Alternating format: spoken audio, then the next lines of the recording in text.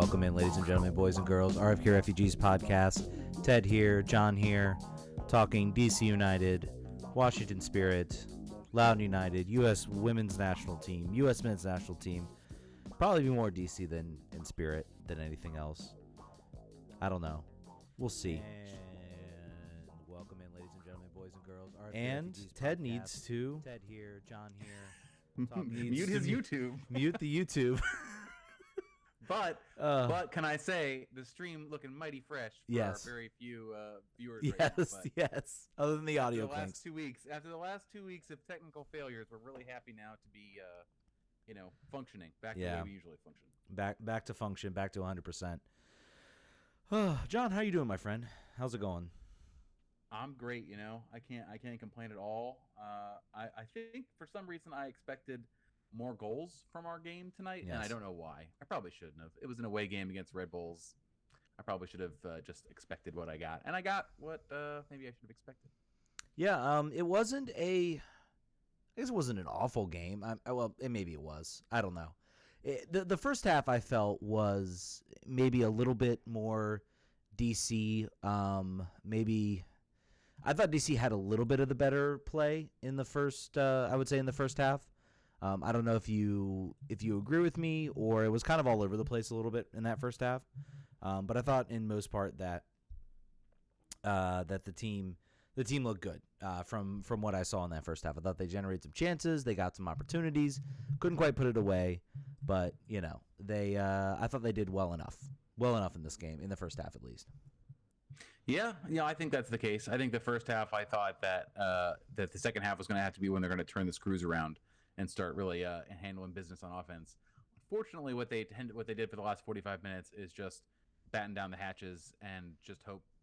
Hamid and hope, as a previous long ago episode was probably called. So he bailed them out. There were no shots on goal. That's a real problem to get over for me. That's a hurdle with which I cannot step over when describing a game. If there were no shots on goal, that's a L for me, bro. I can't get around it any other way. Yeah. I mean, I would have to say that the team couldn't really put a lot of offensive pressure, I guess, together. They couldn't. There were always moments when you thought, oh, here's where they're going to have it. They're going to have it together. They're going to have the pressure together. They're going to have everything. The goals are going to start to flow, so to speak. And they just could never quite get the ball into the box and actually generate chances. I thought defensively they were fantastic. They did everything that you would expect them to do to keep RSL off the board, which is pretty impressive. They were under pressure constantly, and Bill Hamid consistently bailed them out. Yeah, as he does. Particularly the one save, which will be save of the week if there is any justice in the world. However, I also did not see the other games, so maybe there were other ones that were crazier. But I would say that was probably one of his better saves in a while. He has. They were saying on the broadcast that he has the most clean sheets and the most saves. Is that right? Did I mishear that? Most saves, not the most. Most saves of what exactly?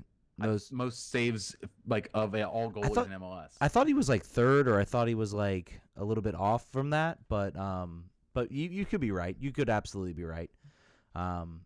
If only there was a way that I could look it up very quickly. He is second, and it's by 16 saves. David Bingham for LA has faced a lot more shots and made more saves. Yeah. So, but I mean, I thought he was fantastic. I thought he made an appearance where you could make an argument for him potentially be having a chance to be goalkeeper of the year. I don't. It's very surprising to me that he has not gotten as much, I guess, praise, as much. What's the word? Like as much buzz, so to speak, for him being safely. And he showed why he is an incredible shot stopper and can make some truly just incredible saves. Some absolutely just incredible saves. I mean, go ahead. Aside from Tyler Miller's got a goal a game average, and Bill's got 1.19. Everyone else that's close has not played enough games to really count or matter here. But he still played 31 matches. So, yeah, I agree. I think the league takes Bill Hamid, and everybody takes Bill Hamid for granted. I think a little bit. I think that he is one of those guys that's always about the same. He always performs about the same, and as a result, it's just not. It just doesn't make news anymore, and that's a bummer for him, particularly with the national team being what it is. You would hope that he would get more plaudits, but he's just not going to. Unless he changes his name to Billiam and starts starts I don't know where doing something wild, being Lewis Creighton like and running around outside of his goal. I don't know what he's going to do to get publicity. And if you want to talk to us about Bill Hamid and what he could do to make himself more noticeable, call us live at 202-905-0454 tonight. Our producer is knocked out of commission tonight, so it's going to be Ted and I just taking your calls. So hopefully you can do that, and you don't crank call us, because then we'll block your number forever. So definitely don't do that. Yeah, please don't do that. Please do not prank call us. Do not try to do any of those sorts of things, because we will block you and we will not let you call in, and that's not fun. And that's really not fun. Not fun. No, not fun at all. I guess other things you can take away from this game, Russell Canals, I thought looked pretty good, as I need to mute my notifications, which I don't know where they were coming from, but I thought Russell Canals looked really good again, and he's just been such a solid revelation in that position, in that right back position. He's been absolutely fantastic, I thought, and made some incredible defensive stops again. As always, he's always looked great in those roles, doing that and really showing why he's really adapted to that role and why he's been playing great. I don't know. I thought I didn't think Areola had a good game. I thought he was very, very rough. Yep. I thought this was probably the worst game we've seen him play. Yeah, I think that's probably true. I think particularly in a central role that he started out in the game, he moved side to side, I think, as the game evolved. But he had some again, with 0 shots on goal, everyone kind of screwed around in the attacking half. But a lot of players were holding onto the ball too long and were not passing when they should have passed. And he was a player that did that. He also dribbled the ball out of the end line on a goal scoring opportunity. Could have been a goal scoring opportunity. Yeah, I mean, there's very few players in the offensive side that you could call out and said that they had a productive game. I think you're right to call out Bill Hamid and Russell Canals. I thought Felipe played pretty well. Other than that, it was pretty quiet all around, I would say. We got some YouTube comments I think we should probably address. Yeah, go right ahead. Yes. The Jalapeno says, did Bill back up his words from the beginning of the season when he said he was better than Guzan? So he's tied with Guzan for shutouts. So he's at least as good as Guzan in the statistical framework. I don't know. I think that he's had a really good season. I think he's had a really, really, really good season. I have given up, as if you listen to the show, you know that I am just not going to talk about him on the national team anymore. It's just a non-starter. It's never going to happen. Yeah, it's basically a non-starter. I don't think there's any. At this point, it's becoming. He is just not valued. He is absolutely just not valued on the U.S. men's national team. And it's sad. It's sad because he's such a great shot stopper that I think he could be really good. But it's just kind of what it is. And I don't know if there's any way to really solve that issue, or to really get Greg Berhalter to notice him. At this point, his distribution, again, he picked up a little bit of a knock. Hopefully nothing bad has happened since then. He's picked up a little bit of a knock, but so far I think he's been good. And so I hope he's not hurt. I hope he's not injured. But we'll have to wait and see. I don't think this team needs. If there's any risk of an injury, I just hope that the team just decides that you know what, we're just going to rest you, because we should not need Bill Hamid to beat FC Cincinnati. We should not need a lot of these players out here to beat FC Cincinnati. These are famous last words that Ted is spitting right now about this game coming on Sunday. But yeah, I'm not guaranteeing a victory. True. I'm just saying if we don't beat FC Cincinnati, we don't deserve to get a home playoff game with the way this roster is constructed. But I still want one. Even if we don't deserve one, I want one. So if it takes, I think that Bill should have had somebody else take his goal kicks. Maybe that would have probably been a smart in-game management move from a injury prevention perspective, instead of continuing to kick and to hold his leg. Maybe don't do that. When you're a goalkeeper though, you never do that. You never want to do that. Sir, have you heard of Nene Hilario by any chance? Great Chelsea, great goalie that couldn't take goal kicks even when his leg didn't hurt. He would have his center backs take his goal kicks just because he sucked at them. So you could do it. You don't want to do it, but I think if you're hurting, I would prefer he do it. Yes. But there's also Jalapeno brought something up here also that I don't have the guy's name. I hope maybe you do. We've been tracking a goalie in Europe, according to the Daily Mail, who's on a free, I believe, but it would require an international spot. He would require a multi-million-dollar salary. So, it's the Daily Mail. Who knows? There haven't been any sort of cooperating pieces about this. But what does it say to you that, if it says anything to you at all, keeping in mind the caveat, this is the Daily Mail and they're just talking, what does it mean to you that DC United has their names mixed with goalies, European goalies right now? Does that say anything to you about Bill Hamid's likelihood to be back, or is it just paper talk? So, I mean, it's probably just, is it paper talk? Is it I think if you're smart as a team and you're dealing with a team that took your keeper on a free transfer. Bill Hamid was taken on a free transfer. You're going to have to pay something for him. I think with his performances, the team should actually absolutely be interested in bringing them back. But you want to make it clear that, okay, we have other options. So, don't screw with us. Don't jerk us around and say, oh, we want, $10 million for Bill Hamid or $5 million for Bill Hamid to buy him back. They're saying, hey, we got other options. We got other ideas. It's a pretty smart move. This is going to be, I think, part of an underrated story this offseason. Obviously, we thought maybe the Emil Assad would be part of this offseason, heading in, what would be the story there?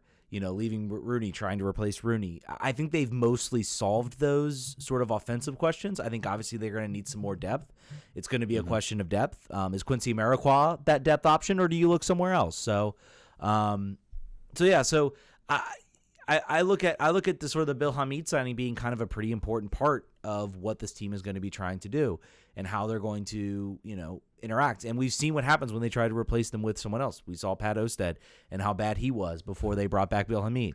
So it'll be interesting to see. Certainly be an interesting thing. I just think DC right now at this point is they are saying, look, we have this guy in our sights where, even if it's just a passing interest, it's, hey, don't jack up the price on Bill Hamid. Don't, try to, grift us basically on Bill Hamid. We want him back, sure, but if you guys are not going to be fair with us, then we have plenty of other options. So I think that's just what we're seeing with this. I wouldn't read too much into it. I think we're going to have a lot of money freed up next year, one way or another, first from a salary cap perspective. David Osted, I believe were we still paying any element of his salary to Chicago to make him go away? I don't think this season we were paying anything. I think it was only or maybe was that last season. That was last season. I think so. I think what happens is you trade remember we bought out his contract. We bought out his contract. Yeah, okay. Completely. So he is not taking up any more salary budget this year or next year. He is done. He is off the budget as they say. Either way, I think there are some players. I think we saw the numbers coming from the players' union this week. I think Lucho was at about 800,000 or 700,000. I think that will be clearly off the table now. As someone was saying on Twitter during the game, like Ben's really going to bring Quincy on before Lucho in the playoffs, isn't he? That's really going to happen. I think it might happen. Clearly not to my favor. I would have put him on a little bit earlier, but there's some quotes here from Ben already in the aftermath of this game. They were like, what do you think about the way this game looked? And he said, I'm past pretty right now. We had a job to do, and that was to put ourselves in a position next week for a home playoff game, and we did that. So the man makes no apologies for 0 shots on goal because there were also 0 goals in the net, and we got a point. And I mean, to be fair, they did enough. They did enough to keep this team alive for a home playoff game.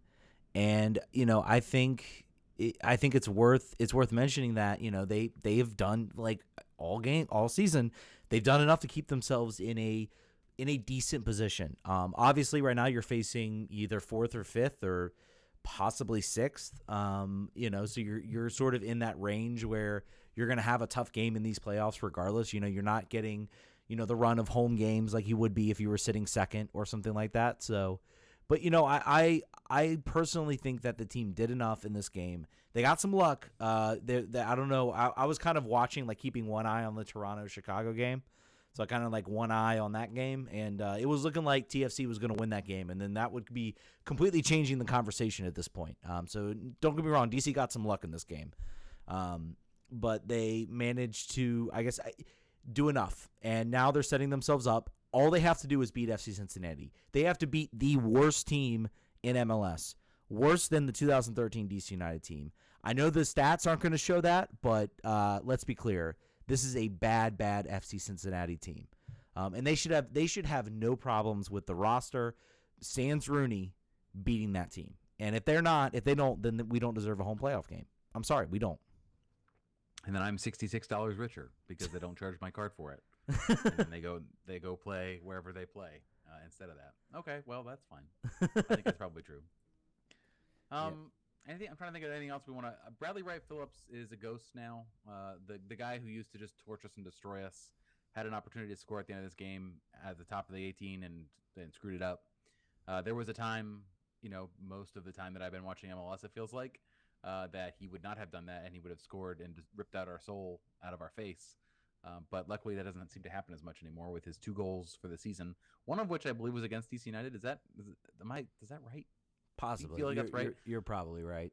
There have been so many over the years that I may have the year messed up, but I feel like that was the case in their 2-1. Yeah. So really, like you said, the game, they did what they needed to do. It's their 4th straight shutout, I believe, which they have not done according to Pablo in a long time, maybe ever. Is that what he said? I don't know. That can't be right. So they're in a position to win against a bad team and get a home game on the 20th, I believe, or the week of the 20th. Mm-hmm. And I think that's our best chance. I think being in that sort of setting, I think we're already likely to play not really in the playoffs, not really front foot forward the way we did against Seattle. Not even against Seattle, but the way we've done against some teams at the end of the season. It's going to be a Benny ball. It's going to be like this, home or away. Home, we may feel a bit more confident, but that's just the way we're going to do this thing, and that's fine. We're not going to if we make it all the way to the MLS Cup somehow. If that happens, it will not be beautiful flowing soccer the way we have seen at some points in this year or at the end of the year last year. It won't be. This is just grit and get through it. This is what we're going to look at for the rest of the year. So if you don't like this, just watch through your fingers or something. Yeah, I mean, I think at least offensively, the ceiling is that Seattle game. That's the highest point we can see this team possibly reaching. The floor is probably this New York game, honestly. I mean, we didn't lose this game, but did we play particularly well? No, I don't think so. I don't think you would walk out of that game. Even Ben Olsen might say in the media, we did enough. That's code for we didn't play well, but, I mean, it didn't hurt us. So, carry on, so to speak. I guess I'm just trying to think if there's anything else really to gain from this game. It was kind of a nothing game. I think, and even it was so hilarious. It was so hilarious to watch Alexi Lawless on the broadcast. He was like, oh, this was a stinker. He just came out right and said it. Most of the time you see these people be like very like, it was a gritty performance, a gritty game, a gritty performance. And then there was one moment you could classify as a great moment, and that was Bill Hamid's save. The rest was just kind of like, I mean, it was both teams very much set up to stop the other, and they did, and both did. And both played pretty effectively defensively, but no one really could get anything going offensively. So I'm with him though. As a neutral, that sort of setup and that sort of game are the worst possible games you can ever watch, unless you really love just midfield attrition. That otherwise it's pretty boring. Do you want to talk about the Spirit game? Yeah, you can go ahead. I was unfortunately watching the Kickers game, so I did not get a chance to watch the Spirit game. So you can take it away on this one. Sure. Yeah, so the North Carolina Courage are the best team in NWSL for my money in games that I've seen. Their roster is ridiculously stacked. They're an NWO fight like myself, if I know every player in your starting 11 and I don't watch every week, that's a good sign for your roster. So the Spirit, I think, they had never beat them before in 9 previous appearances. It was looking like it was going to be 10 the whole game. Basically, the first 45 minutes, the field was tilted all the way towards North Carolina. They were turtling. They were doing their best just to please stop hitting me in the face type of thing. And then with like 5 seconds left in the first half, North Carolina scores. Just a dog shit goal, really. Like it should not have happened at all. Players turned off in the midfield. Crystal Dunn took the ball like 45 yards, just dribbled it directly up the middle of the field, and no one laid a finger on her. It was not good. It was very not good. So the half ending that way made me think, all right, well, they're gonna win this game 3-0 probably. Spirit didn't have anything going forward at all. And really, in the beginning of the second half, it was still continued to be North Carolina's advantage. And then weirdly, they scored the 2 game breakers for Washington Spirit, who and one of whom had a goal for Washington Spirit, which was wild to me. But Mallory Pugh scores in the 75th on a deflection from pretty much no angle, but she just hit it hard and it went in. That's kind of what you have to have happen. And then Rose Lavelle scores with her left foot from outside the 18. Sort of a worm burner on the ground into the side netting. I think the goalie didn't get a very good push off, but I'm not going to fight it. And then they held on for the last 6 minutes plus stoppage, and no one expected it. And if you were watching this game up until the 65th minute until the first goal went in, if you thought 2-1 Spirit sounds like a fair result, that's how it's going to end, you would be a liar because North Carolina was just holding it down. So that kept their hopes alive for the playoffs until today. When Tacoma Rain or Rain FC or whatever they're called, Rain FC, when they won today 2-0, that ended that. So now they're out of the playoffs. They have, I believe, 2 more games left, both on the road, and they don't matter. They're dead rubber games. Orlando also eliminated. Portland is a playoff team. That's the team they play in the last game of the season. One thing of note to come out of this game, Steve Goff reported, I believe it was Steve Goff, said that they are in serious talks next year to play half of their games at Audi Field, which is a thing that I talked about when we talked about the Spirit last, which would have been my desired outcome.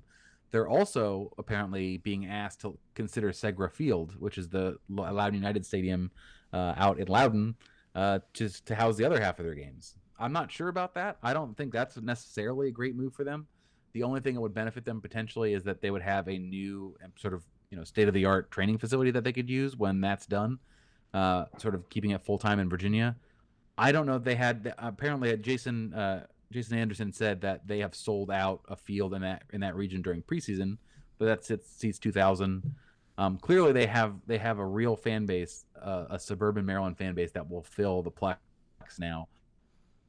I think they're there now. I think if it persists over next year, and I hope that it does, it won't work for them anymore. I don't know if Segra Field's the right move. DC United wise though to push for that. Yeah. I think that's very smart. That gets all of their rent inside the DC United environment and allows for a lot more synergy, I think, probably ticket sales, etc. Yeah, I mean, and I have to agree with you there. I'm not sure why the Spirit would even say Loudoun United is just as far away as Boyd's, Maryland. Let's be clear. I mean, they're doing that. Doing that would basically mean that you are basically saying, well, we're putting it basically in the same location. It might as well be in Boyd's, Maryland if it's not going to be at Segra Field. And you're having to play on a turf field, on an artificial surface. So that's another reason why I don't think this move is smart.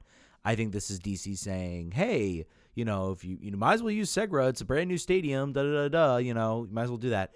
I mean, there is a concentration in Boyd's, Maryland, in that sort of surrounding area in Maryland that's very supportive of the team. So I don't know why you would. I mean, it'd be interesting if our Spirit correspondent would call in, who has season tickets to games, if he'd be willing to still buy season tickets if they're in Loudoun, Maryland, as opposed to Boyd's, or if that might be like, I don't know if I can make that drive out every Saturday. He wouldn't. Well, actually, that's closer to him. It would actually work. He specifically would be able to do that, but most of them wouldn't. Yeah. I think this is solely in DC United's benefit to do that. So I don't think they'll end up doing that. I think that it's smart to keep both feet in each state and give each fan base a little bit of what they want. They could sell more seats at Segra, and Loudoun United is having a hell of a time selling seats. to their games. Since the first game, it's been, I think they sold 2,000. I think 2,000 were there on Friday for the Nashville 2-0 loss, which eliminated them from the playoffs. It's funny to me that they were even still actually in the playoff hunt, but now they're not. That's now over. They did have a great game on Gordon Wild scored a hat trick. Not much else.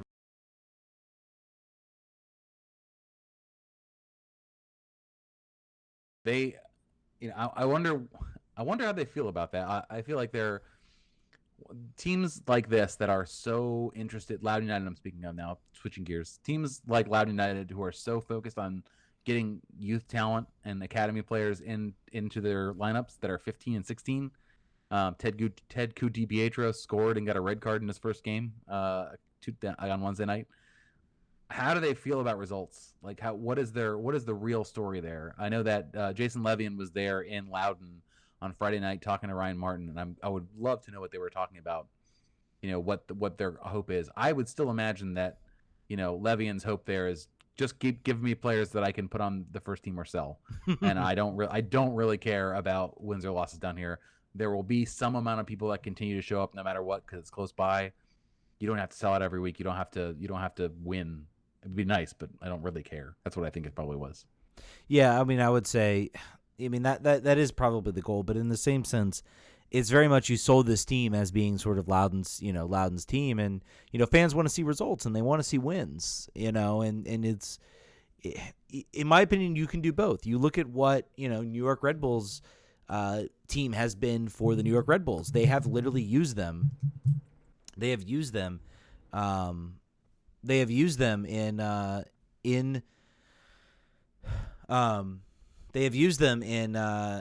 games and have in MLS games and have been able to win games and get results. So I think our stream is frozen, by the way. We want to. Yes, it is. We ESPN Paul Carr says that this is the first time a DC United has posted 4 shutout in MLS in a row ever. So cool. I think we should wrap this whole shindig up. I agree. Patreon.com/RFQRefugees, Twitter.com/RFQRefugees. Check us out there.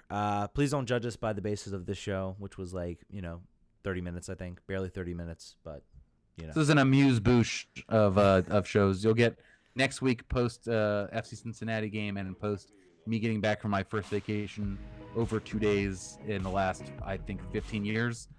So I should be well rested and happy. Yeah, and everybody should be good. With a win. Yes, with a win. All right, thank you all so much, and we will catch you all next week. Vamos.